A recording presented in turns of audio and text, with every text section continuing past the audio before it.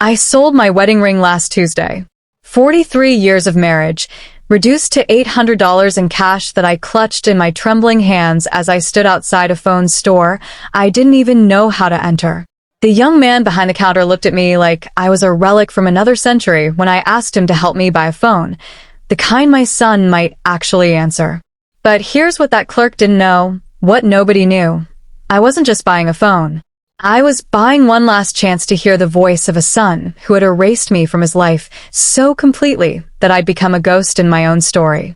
My name is Margaret Chen, and I'm 71 years old. For the past 3 years, I've been completely alone, cut off from the only family I have left. My son, David, blocked my number, returned my letters unopened, and instructed his wife to tell me, through a lawyer, no less, that I was no longer welcome in their lives or in the life of their daughter. My granddaughter. A child I've never met. A child who turns 3 this week and doesn't know I exist. I know what you're thinking. What kind of monster must I be for my own son to do this? What unforgivable thing did I do to deserve this exile? I asked myself those questions every single day, every sleepless night, until the questions themselves became a kind of prayer, a mantra of self-hatred that I whispered into the darkness of my empty house. But what I discovered when I finally heard his voice again, what I learned about why he really abandoned me, it didn't just break my heart. It shattered everything I thought I knew about the man I raised, about the life I thought we'd built together, and about the terrible price some people pay for love. Let me take you back to where this really started, because the day David stopped speaking to me wasn't the beginning of this story. It was just the day I finally had to acknowledge what had been happening all along. 3 years and 4 months ago, my husband Robert died of a heart attack. We were in our kitchen, drinking morning coffee, arguing about whether we needed to replace the gutters before winter. One moment, he was gesturing with his mug, insisting we could wait another year. The next moment, that mug was falling, shattering against the tile floor I'd mopped just the night before, and Robert was collapsing into my arms with a sound I still hear in my nightmares, this small, surprised gasp, like he'd just remembered something he'd forgotten. He was gone before the ambulance arrived. 43 years of marriage ended in the time it takes to brew a pot of coffee. David came to the funeral, of course. He stood beside me at the service, held my hand during the burial, and helped me greet the dozens of people who came to pay their respects to a man who had been beloved by everyone who knew him. For those 3 days, I had my son back. He was attentive and kind, making sure I ate, handling the logistics I couldn't face, staying up late with me as I told stories about his father. But then came the will reading. Robert and I had worked our entire lives. He'd been an engineer. I'd been a teacher.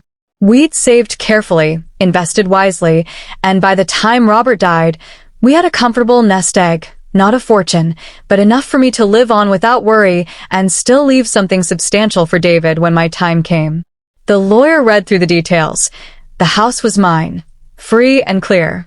The investments, the savings accounts, the life insurance, all of it came to me. And then he read the final provision. Upon my death, everything would go to David. I watched my son's face as the lawyer spoke, and I saw something flicker there, something I told myself I'd imagined because it was too awful to be real. It looked like disappointment, like he'd been expecting something different, something more immediate. After the reading, David drove me home.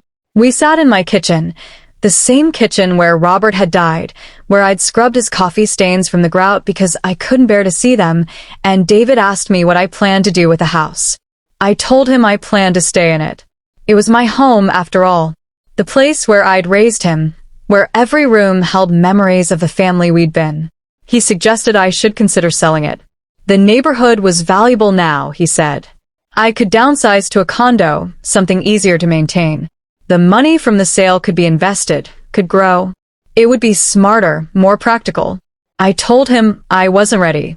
I'd just lost his father. I needed time. He left shortly after that conversation, and something between us left with him. Something I didn't even have a name for yet. The calls became less frequent. Once a week, then once every 2 weeks, then once a month. Each conversation grew shorter, more strained. He was busy with work, he said. His wife, Jennifer, was pregnant. They were stressed, overwhelmed, preparing for the baby. I tried to be understanding. I sent gifts for the baby, cards with money tucked inside, offers to help in any way I could. I wanted to be involved. I wanted to be the kind of grandmother who was present and helpful, who eased their burdens instead of adding to them. But every offer was declined. Every attempt to visit was deflected. They were too busy. The timing wasn't right. Maybe next month. Jennifer wasn't feeling well. The baby was colicky. They needed space to adjust. And then, 8 months after Robert died, the calls stopped entirely. I didn't understand it at first. I thought maybe something was wrong with my phone. I left voicemails that went unreturned. I sent emails that sat unread. Finally, I drove the 4 hours to their house in Portland, showed up on their doorstep with a car full of baby supplies I'd been collecting, ready to beg them to tell me what I'd done wrong. Jennifer answered the door with my granddaughter on her hip, a beautiful baby with David's eyes and dark curls that reminded me so much of how David had looked at that age that it physically hurt to see her. She didn't invite me in. She stood in the doorway like I was a solicitor, her face carefully blank, and she told me that David didn't want to see me. That I needed to stop calling, stop visiting, stop trying to contact them. That they'd made their decision and I needed to respect it. I begged her to explain. I cried on her doorstep, humiliated myself in front of her neighbors, demanded to know what I'd done to deserve this. She looked me right in the eyes and said, "You're selfish, Margaret. You've always been selfish. David has finally realized it, and he's done making excuses for you." Then she closed the door. I stood there on that doorstep for almost 20 minutes, staring at the closed door, my mind unable to process what had just happened. How had I gone from grieving widow to villain in my own son's story? What had I done that was so terrible it warranted complete exile? I drove home that night barely seeing the road through my tears. I went through every memory I had, dissecting every conversation, every decision I'd made as a parent. Had I been too strict? Too lenient? Had I failed to support him in some crucial way? Had I said something, done something that I couldn't even remember? The next week, a letter arrived from a law firm. It was brief and formal. I was to cease all contact with David Chen, Jennifer Chen, and their minor child. Any further attempts to contact them would be considered harassment and would result in legal action. There was a restraining order attached, signed by a judge. My son had legally banished me from his life. For 2 years, I lived in that fog of not knowing. I became a shell of myself, going through the motions of living without really being alive. I stopped seeing friends, stopped going to the places Robert and I used to love, stopped doing anything except existing in the house that had become a mausoleum for everything I'd lost. I told myself I deserved it, that there must have been something wrong with me, something so fundamentally broken that my own child couldn't stand to have me in his life. I started giving away Robert's things, then my own things. I stopped eating regularly. I stopped caring. And then, 3 months ago, my neighbor Eleanor knocked on my door with a casserole and a determined look that I'd learned meant she wasn't going to take no for an answer.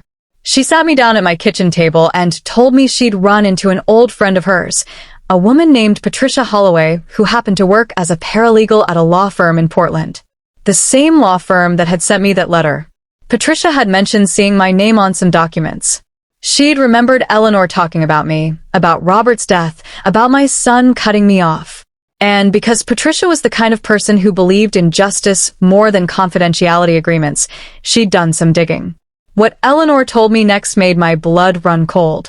6 months after Robert died, David had taken out a significant loan using his inheritance expectations as collateral. He told the bank that his mother was elderly, in declining health, and that the house and assets would be his within a year or 2 at most. He'd borrowed against my death. But I hadn't died. I'd continued living in the house, healthy and stable, with no plans to sell. And David's debt had started mounting. The business venture he'd invested in had failed. He was underwater, desperate, and I was the obstacle standing between him and the money he'd already spent. So he'd made me disappear. He'd told Jennifer, and apparently everyone else in his life, that I'd become impossible after Robert died. That I'd made unreasonable demands, tried to control their lives, insisted they move back home to take care of me. He painted me as a manipulative, narcissistic mother who refused to accept that he had his own family now. He'd rewritten our entire history to justify cutting me off. And he'd done it so convincingly that even his own wife believed every word. But here's what destroyed me. He hadn't done it because he was a monster.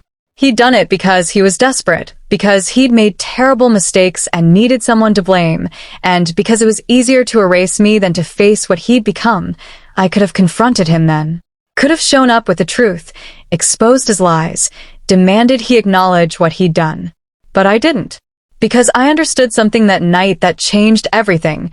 My son hadn't just abandoned me. He'd lost himself. And if there was any chance of getting him back, the real him, the boy I'd raised, I couldn't do it by attacking. I had to do something much harder. I became a spy in my own son's life. I know how that sounds. Like I was the obsessive mother he'd claimed I was, unable to let go, crossing boundaries that should never be crossed. But I had to understand. I had to see what he'd become, who he was now, whether there was anything left of the David I'd known. So I created a fake Facebook profile.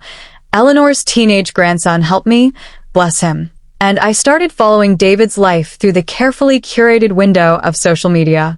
I saw photos of my granddaughter, Emily, growing from a baby into a toddler.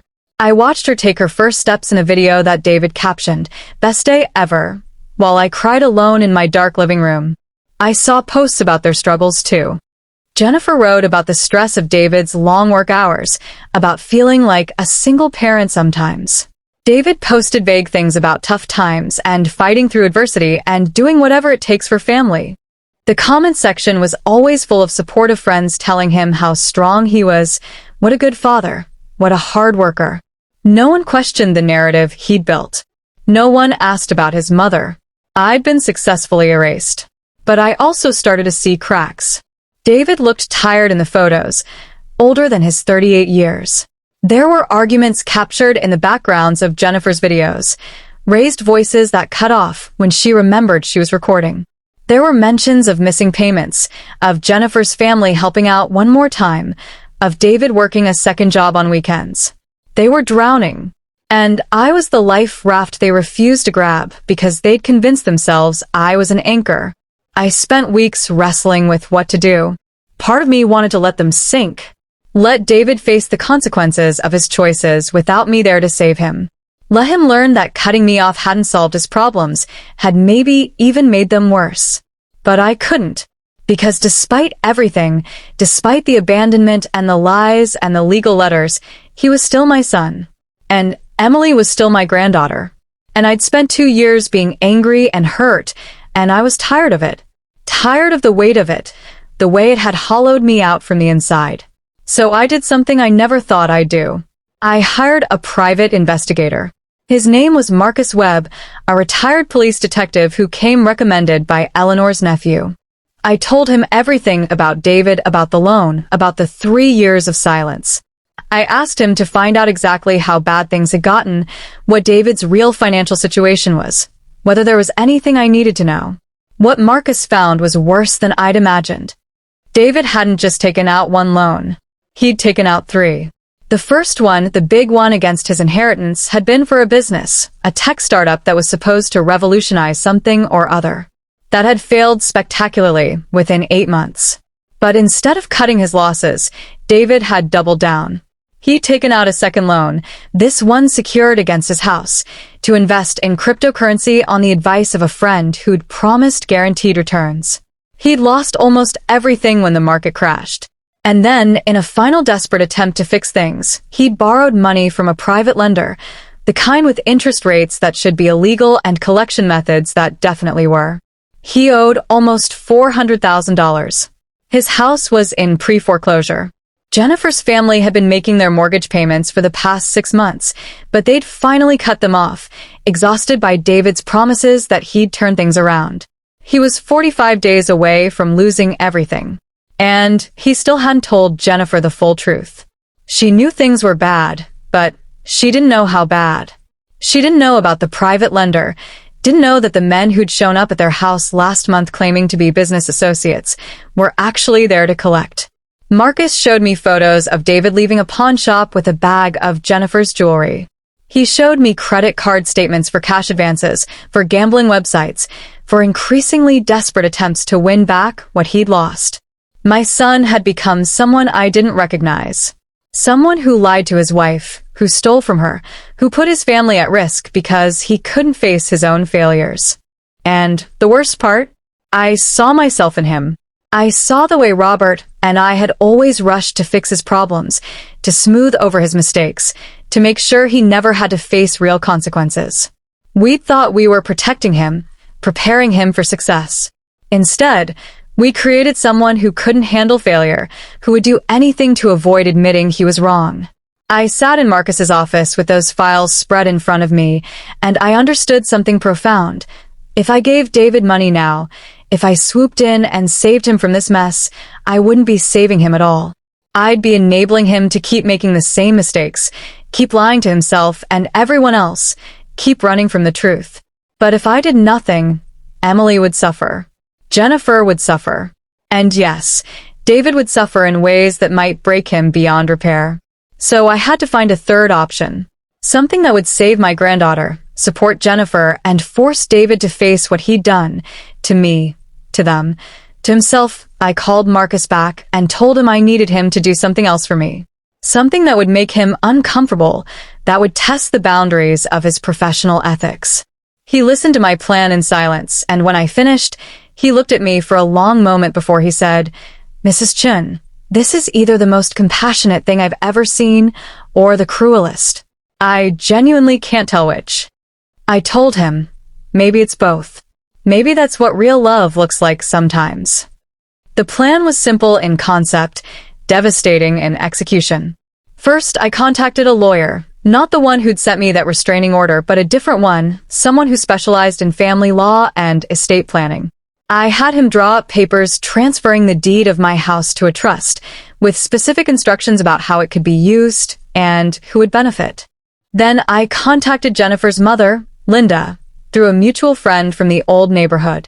I asked her to meet me for coffee, told her I knew she probably believed everything David had said about me, but that I needed 5 minutes of her time. To her credit, Linda came. She sat across from me in that coffee shop with her arms crossed, her face hard, clearly ready to defend her son-in-law and tell me to leave her family alone. I didn't defend myself. I didn't try to convince her that David had lied. Instead, I showed her the financial records Marcus had compiled. I showed her the loans, the gambling, the pawn jewelry, the men who'd come to collect. I watched the color drain from her face as she realized how bad things really were. And then I told her what I wanted to do about it. I wanted to pay off David's debts, all of them. I wanted to save the house, protect Emily and Jennifer, make sure my granddaughter didn't grow up in the chaos of her parents' financial collapse. But I had conditions. David couldn't know the money came from me. As far as he would understand, Linda's family had come through one more time with a loan, a big one, a final one, but only if he agreed to certain terms. He had to attend Gamblers Anonymous meetings. He had to see a therapist. He had to come completely clean with Jennifer about everything he'd done. And he had to get a regular job, something stable, and stick with it. If he agreed to all of that, the debt would be paid. If he refused, or if he agreed but then failed to follow through, Jennifer would be told the full truth about everything, including that the money had come from me, including all the lies David had told about our relationship. Linda stared at me, with tears streaming down her face. She asked me why.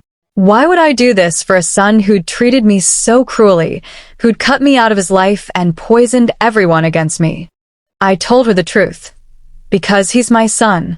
Because I failed him by making life too easy, and I won't fail him again by making it too hard. Because Emily deserves a father who's whole, and David can't be whole carrying all these lies. And because the only way to truly lose your child is to stop trying to save them, even when they don't know they need saving. Linda agreed to help me. The intervention happened on a Tuesday evening. Linda told Jennifer everything she'd learned, and together they confronted David with the evidence of what he'd done. The loans, the gambling, the pawned jewelry, all of it. Marcus had set up a small camera at my request, hidden in Linda's purse. I know how invasive that sounds, how wrong. But I needed to see it. I needed to see my son's face when his walls finally came down. The footage broke my heart in ways I didn't know were possible. David tried to deny it at first, then to minimize it, then to blame circumstances, bad luck, bad advice. He cycled through every defense mechanism he had, desperate to maintain the facade he'd built. But Jennifer and Linda didn't let him. They pressed and pressed until finally, David collapsed. I mean literally collapsed. Fell to his knees in their living room and sobbed with a rawness I'd never heard from him, not even as a child. He admitted everything. The loans, the lies, the way he'd blamed me for his problems because it was easier than blaming himself. He admitted that he'd convinced himself I was the villain because he needed someone to be responsible for his failures, and it couldn't be him. And then he said something that I've replayed 1,000 times, that I'll carry with me for whatever time I've left. He said, I became my father's worst nightmare. He always warned me about ego, about pride, about thinking I was smarter than I was. And I did exactly what he feared I'd do. And then Mom was there, living in that house, surrounded by his things, being everything he was, steady and smart and careful, and I couldn't stand it. I couldn't stand being reminded every day that I wasn't him, that I'd never be him. So I erased her. I told myself she was the problem. But she wasn't. I was. He sobbed for his father. For me. For the years he'd wasted hating me to avoid hating himself. And I watched through tears of my own, my heart breaking and healing at the same time, because at least now I knew the truth. At least now I understood. Linda told him about the offer, the mysterious loan with the strict conditions. David, broken and desperate, agreed to everything. He had no other choice. He'd finally hit bottom, and bottom was the only place where truth could find him. The debts were paid. The house was saved. David started therapy, started attending meetings, started the slow, painful work of rebuilding himself. And I stayed hidden, watching from a distance through Linda's updates, through the fake Facebook profile, through Marcus's occasional check-ins. I watched my son slowly transform back into someone I recognized, someone who was maybe even better than who he'd been before because now he knew what it was like to fall. But here's the thing about watching your child heal from a distance. Eventually, the distance becomes unbearable. Eventually, you realize that you can't truly forgive someone who doesn't know they need forgiveness. And eventually, you understand that some wounds can only heal if you're willing to let them hurt again. 1.6 months after the intervention, I made my decision. I was going to break my own rule. I was going to let David know the truth. Not to hurt him, not to hold it over him, not to demand gratitude or apology, but because he deserved to know. Because Jennifer deserved to know. Because Emily deserved to have her grandmother in her life, if they'd have me. And because I was 71 years old, and I'd spent 3 years of whatever time I had left living as a ghost, and I was tired of haunting my own life. I asked Linda to arrange a meeting. She told Jennifer and David that someone who'd helped them wanted to meet them, to see how they were doing, to verify that David was keeping his end of the agreement. They thought they were meeting a representative from Linda's family trust. Instead, they found me sitting in Linda's living room, holding a photo album I'd brought with me. Pictures of David as a child, of our family, of all the years we'd had before everything fell apart. The look on David's face when he saw me is something I'll never forget. It cycled through shock, confusion, fear, and then, slowly, as understanding dawned, horror. No, he said. No, no, no. You were, it was you. I nodded. My hand was shaking so badly, I could barely hold the album. Jennifer looked between us, not understanding yet. Wait. Margaret? Your mother? But you said she was. He said I was selfish. I finished for her, my voice steady despite the trembling in my hands. He said I was manipulative and controlling, and that I'd made unreasonable demands after his father died. None of that was true. I never demanded anything except to be allowed to know my granddaughter. But your husband needed me to be a villain, so he made me into one. David sat down heavily, his face gray. You paid my debts. You saved us. After everything I did, everything I said, he couldn't finish. I opened the album and showed them the pictures. David as a baby in Robert's arms. David's first day of school. David's college graduation, his father and I beaming with pride on either side of him. Your father and I made mistakes raising you, I said. We loved you so much that we protected you from failure, from consequences, from the hard lessons that make people strong. We thought we were being good parents. We didn't realize we were making you fragile. I showed them more pictures. Robert's last birthday. The two of us in our kitchen, the same kitchen where he dies 6 months later. When your father died, David, I should have talked to you about the money, about the estate, about what my plans were. I should have been more open. But I was grieving, and I didn't understand that you needed that clarity, that security. That was my failure. David was crying now, silent tears streaming down his face. But what you did, cutting me out, lying about me, using your anger at yourself to justify erasing me from your life, that was your failure. And we both have to own what we did. Jennifer, who'd been listening in stunned silence, finally found her voice. You've been helping us this whole time? You paid hundreds of thousands of dollars for a son who'd thrown you away? I paid it for all of you, I corrected gently. For David because he needed to hit bottom before he could climb back up. For you because you didn't deserve to suffer for his mistakes. And for Emily because she deserves a father who's whole and a family that's stable.